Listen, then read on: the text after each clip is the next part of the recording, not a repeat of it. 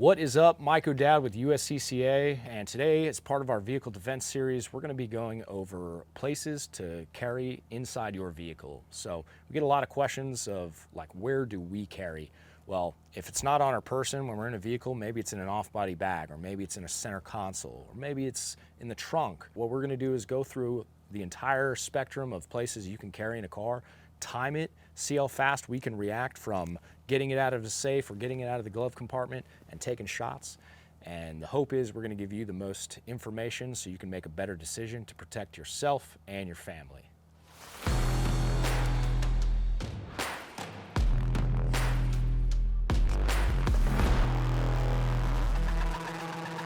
So first thing we're going to test out is our baseline. We're going to show you the time that it takes to get my gun out if I carry it on my person. So I'm carrying appendix right now, got my Glock 19, got my shot timer, and we're gonna just see how fast, as a baseline, if I keep this gun right next to me, can I get it out and engage a target?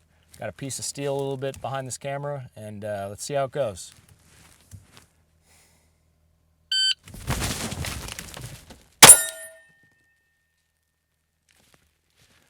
All right, we got a time of 2:32. 2:32 was my time out of the holster. So that one was from my my appendix carry. It's not quite realistic, but hopefully this gives you a comparison to some of the other methods and other places I'm going to be carrying.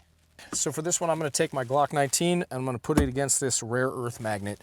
Now, this is not to simulate a center console test. I'm going to keep it wide open. This is going to simulate if you have a holster or a magnet drilled into the side of your car, somewhere where you can just pull out and access directly.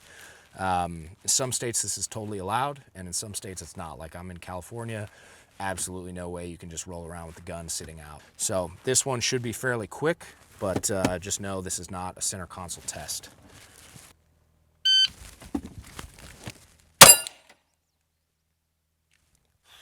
Okay, that was 2:17. That was actually faster than appendix. Could be that I'm getting warmed up. Pretty comparable though, about like a tenth or 2/10 of a second off. I would say for me, it felt good just to be able to reach down and grab, not have to worry about a seat belt or not have to worry about my pants or moving a shirt if I was wearing a jacket. I really like that one. The con, I would say, to something like that is my gun is fully exposed. It feels a little weird having my gun on a rare earth magnet. If I got into like an accident maybe, would that hold? Also, am I leaving it in the car or am I putting it there every time I get in the car? My thought process goes to, if I put it in the car every single time, good, because I have muscle memory. If I go back and forth between having it in my waist or having it in the car or having it in a bag, I gotta believe that that muscle memory just won't be there to reach for it every single time. All right, so for this next one, we're gonna run a drill from the center console. Everyone's consoles are slightly different, but I'm gonna open, draw, and take my shots. I'm guessing it's gonna be about the same time. I've never actually done it, so let's see what it does. Sitting, waiting.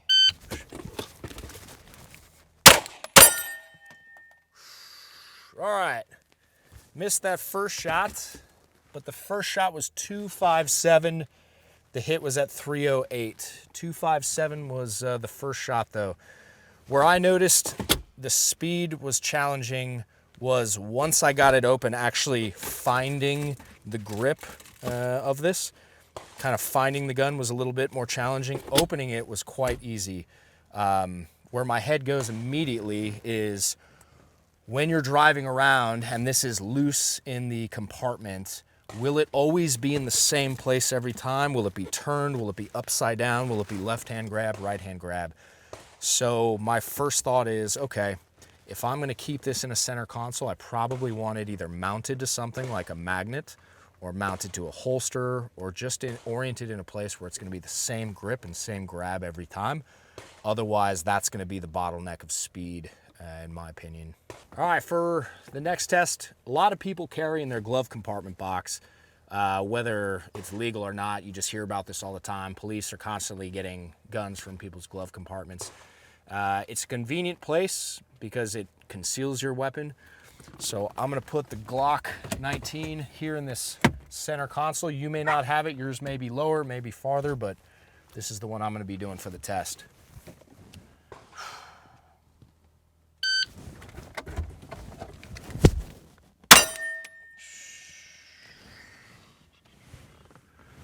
All right, that's a 329 first shot.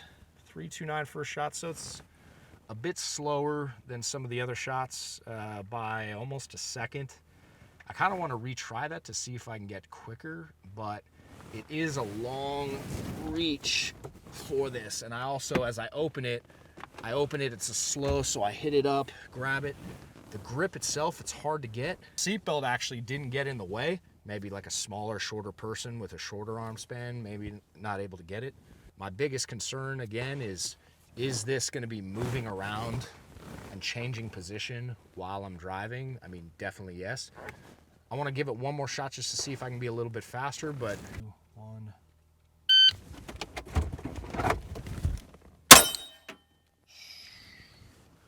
That was 303, so that's a little bit faster, but it's still slower than center console. It's not right here. I have to lean over, grab it. I don't think I could get much faster than that. And once again, this is under perfect circumstances that are not realistic. I have the cars in park. I'm sitting here waiting for a timer to go off. So that's like ideal, but it's still about a half second or more slower than the other ones we've done so far. So that is the glove compartment test. For the next test we're gonna do, I brought out a Vaultec safe. I'm not sponsored by Vaultec, but I use these personally. I have them all over the place. It's a great way to have a locked, concealed gun. You can travel with these things. You can go through TSA with these things. Also, I always wanted to see how fast it was to get out of my car, because people will drive with these. The gun will be in the back seat or in the front seat. How this locks, it has a side manual lock, and then it has a pad key lock. You set the combo to whatever you want, and then it's ready to go. Stand by.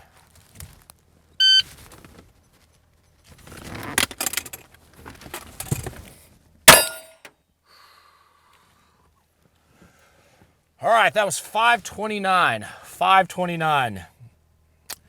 It felt slow. That feels really slow. You're sitting here like open, open, open, open. I can't imagine something popping off and having to go for my safe and get it out.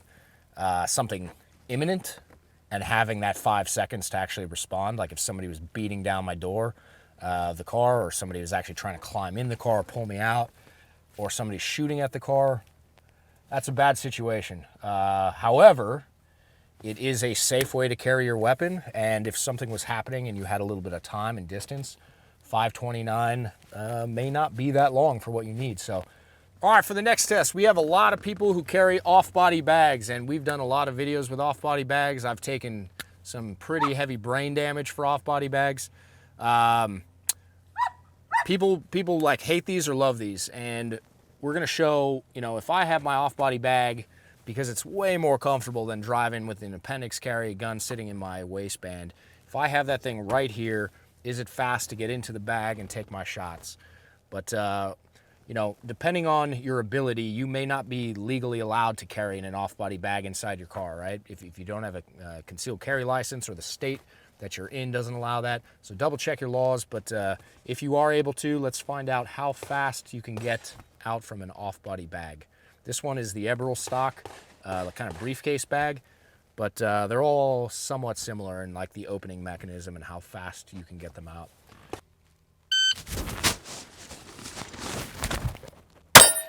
Woo, mag change. First shot was 345. That was faster. That was faster. Everything was perfect on that one. I got a perfect hand grab inside, turned. Is that ideal? Yeah, that's ideal. That's not realistic. So if you carry off body, you can expect somewhere between 3.5 to even 5 seconds of an experience. And that's assuming the bag is right next to you, able to grab out. All right, for this test, we're gonna start using the trunk. A lot of people, especially here in California, they like to leave their guns in the trunk. According to law, remember, it's container, locked container, or trunk separated, unloaded. So we right now have a pistol unloaded, separate, and we have a magazine separate in the trunk. Did a quick vehicle change for you guys, and we're gonna see how this one goes. All right, I have a feeling it's gonna be much, much slower, but let's try it. Oh boy. Get out.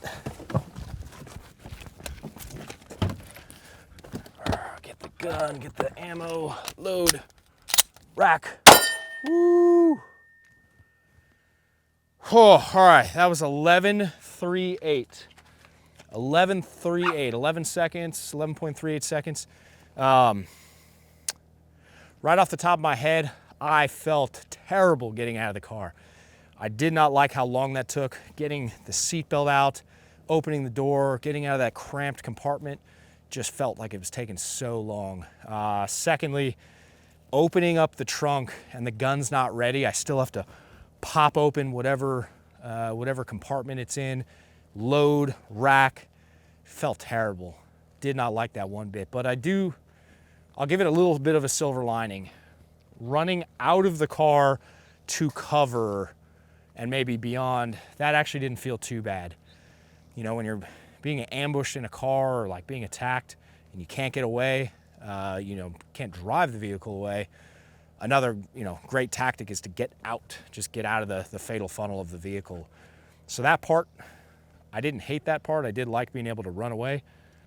Okay, so something to note of how I had this set up, I actually just had a Glock box, like the one when you buy a Glock, it comes in the black little compartment. So there was no locking mechanism on it. If you had a locking mechanism, that's just another pain in the ass you're gonna have to deal with. And then how is your ammo stored? Carrying in the trunk is a real hindrance. Do not recommend it, but if that's the way you carry, just make sure you practice this way. Okay, for this next test, we are going to kind of debunk something that here in California, people do this all the time when they come to our classes. As per the Secretary of State of California, may transport by motor vehicle any handgun provided it is unloaded and locked in the vehicle's trunk, unloaded and locked in the vehicle's trunk, or in a locked container. Now, a locked container means a secure container that is fully enclosed, locked by padlock, key lock, which is what we're going to show, or combination lock or a similar locking device. This includes the trunk of a motor vehicle. This does not include the utility or glove compartment. So the misconception is that people think it needs to be in the trunk and then locked separately in the trunk and ammo to the side. So we see people basically do this. People have their gun locked with a key lock inside their now locked trunk. That's like the Department of Redundancy department. It's just overly secure. It's so secure that it makes you unsecure. Let's go ahead and see how ridiculous this is and see how long it takes to get the gun unlocked, loaded. I've got my keys here on my keychain. I have a feeling this is gonna be a crap show, but let's check it out. All right. Right. Moving.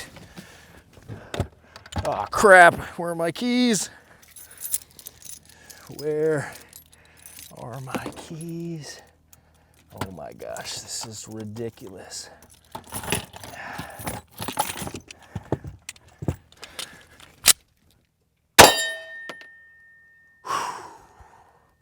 Okay, did that feel as long for you as it did for me?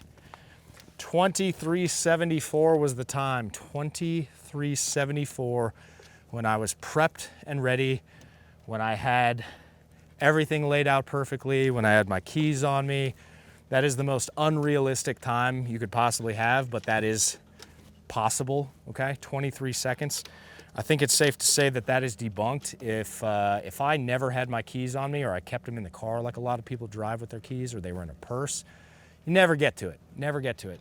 If your weapon is not in your vicinity, you have no weapon. You have no way to defend yourself. So The trunk theory of getting your gun, separating it, it just takes too long. That's not just my opinion. That's backed by timer science. We're gonna do one more now. We're gonna do one more, the trunk monkey. All right, the trunk monkey. Let's see how that goes.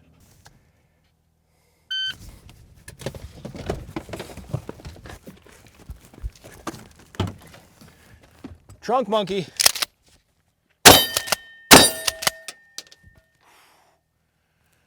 Woo, all right. That was 981. 981 on the trunk monkey. A lot of us carry shotguns, rifles inside our car, and we use it.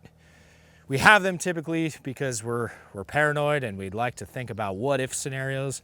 What if something pops off and I need a bigger gun? Well, it takes about the same amount of time as it does with a pistol. It's still very, very slow. It is nice to have the added beef of a firearm, added beef of a shotgun with big shells. But at the end of the day, how fast can you respond to a threat?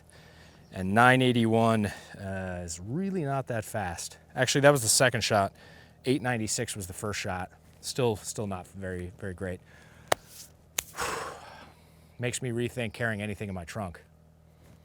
All right, so my goal is that you take away from this video a few different things. One, I hope you take away the times. The times comparative to the other times. So it doesn't matter that some of the draws were 2.5 seconds or 5.5 seconds. It's how they were compared to the other draws. So for instance, the concealed carry appendix and also the magnet or holster where the gun's readily accessible, those were by far the fastest. Having a gun right next to you, ready to grab, no buttons to push, no levers to pull, that's ultimately the fastest comparatively. Anything in your trunk, definitely the slowest. Anything you have to get out of the car to get your gun to is very, very slow. However you want to carry, that's a personal choice. My personal opinion is in the trunk is just not even an option. If you have a weapon in the trunk, I would consider alternatives like using your vehicle as the weapon to drive away or ram to defend yourself, or just getting out of the car and running, because you're going to be more likely to get out of a situation by just getting away than actually standing your ground and fighting. If you are going to carry inside your vehicle, it doesn't matter like what you're carrying or what kind of gear you're using, and it matters how much you practice it and how much you train it. If you like what you saw, make sure you hit like and then subscribe. We have a ton more of this content coming out, especially on the vehicle defense stuff. And if you'd like to see any more of that or any other kind of training or resources, check out USCCA for more, YouTube as well as Instagram, and also uscca.com for more information. Lastly, remember, I am not a lawyer, and any advice I gave here is not from a lawyer's perspective. It's just from things that I read on the internet. So research it yourself, get a lawyer, and you can check out uscca.com. There are lawyers on staff who can help answer questions for you in whatever state or city you're in. And as always, make sure you keep training, because that's how we move forward and that's how we progress.